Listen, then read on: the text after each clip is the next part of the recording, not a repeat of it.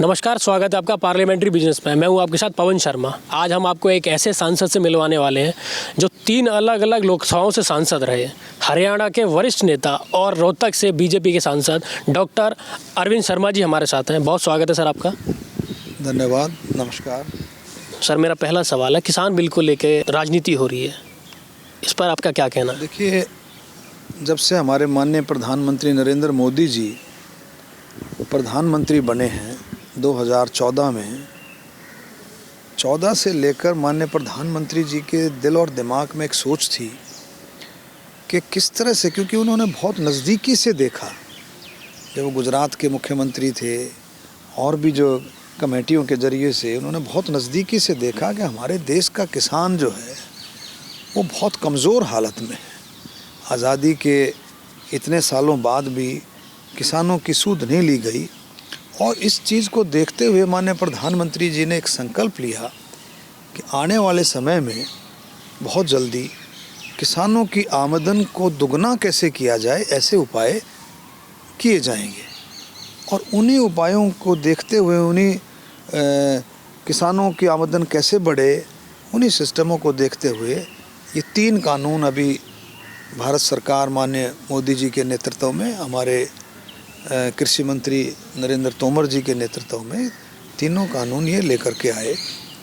APMC act में बदलाव और आपका कॉन्ट्रैक्ट फार्मिंग और एसेंशियल कमोडिटी एक्ट। तो ये तीनों में आप देखेंगे, तीनों कानूनों में किसानों को किसी प्रकार का भी नुकसान नहीं है, किसी तरह भी। क्योंकि मैं ये दावे के साथ कह सकता हूँ कि माननीय प्रधानमंत्री जी के नेतृत्व में किसी भी प्रकार का किसान का, खेतीहर मजदूर का, गरीब का, दलित भाइयों का, बैकवर्ड भाइयों का, नौजवान, कर्मचारी, व्यापारी, बुज़ुर्गों का, महिलाओं का, सैनिकों का, एक्स सर्विसमैन जो दूसरे डिपार्टमेंटों से हैं, किसी का भी माननीय प्रधानमंत्री जी के नेतृत्व में कोई किसी तरह की कमी नहीं रह सकती। वो हमेशा अपने देश के बारे में सोचते हैं, देश की जनता के बारे में सोचते हैं, इन सभी तबकों के बारे में सोचते हैं। तो किसानों का नुकसान कैसे हो सकता है?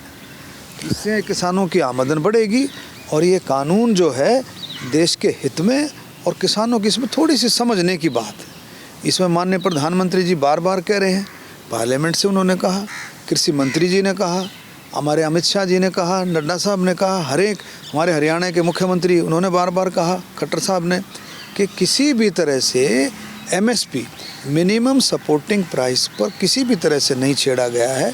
ना तो उसको छेड़ा गया है, ना पहले छेड़ा गया था, ना आगे छेड़ा जाएगा। एमएसपी है, एमएसपी रहेगा, कोई इसमें कोई बदलाव नहीं है। लेकिन कई तरह की मिसअंडरस्टैंडिंग जो है वो भ्रमित कर रहे हैं विपक्ष वाले लोगों को, जो है किसान भाइयों को। और ये राजनीतिक, मैं कहता हूँ राजनीतिक सिस्टम से जो है प्रायोजित जो है ये कार्यक्रम चला हुआ है। लेकिन लेट्स सी, देखते हैं। अभी सरकार बहुत गंभीरता से किसान भाइयों के साथ बातचीत चल रही है। आज भी मेरा ख्याल दूसरे दौर की बातचीत चल रही है, जिसमें हमारे केंद्रीय मंत्री तोमर साहब, अमित शाह जी, ये सारे, उसमें पीयूष गोयल जी और सारे इसमें हिस्सा ले रहे हैं। और करीबन 40 किसान नेता, अलग अलग डिफरेंट संगठनों से किसान नेता, आदरणीय किसान नेता भी उसमें भाग ले रहे हैं। तो मुझे पूरी उम्मीद है कोई ना कोई सरकार इसमें हल निकालेगी।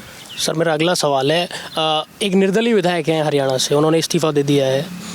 सरकार को कितना खतरा है? क्या कोई सियासी उठापटक हरियाणा की राजनीति में देखने को मिल सकती है? देखिए, ये आपने देखा, हर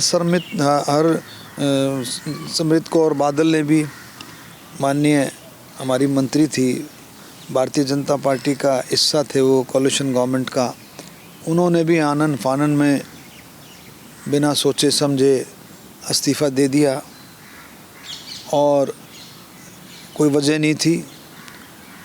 तो आप देखेंगे कि भी इसी तरह से हमारे भाई हैं सांगवान साहब, बहुत ही कर्मठ नेता हैं, किसानों के हितैषी हैं। उन्होंने दिया कुछ सोच समझ करके, लेकिन वो हमेशा किसान हित के साथ साथ सरकार के साथ मनोहर लाल खट्टर जी के साथ भी हमेशा खड़े दिखते हैं, खड़े मिलते हैं।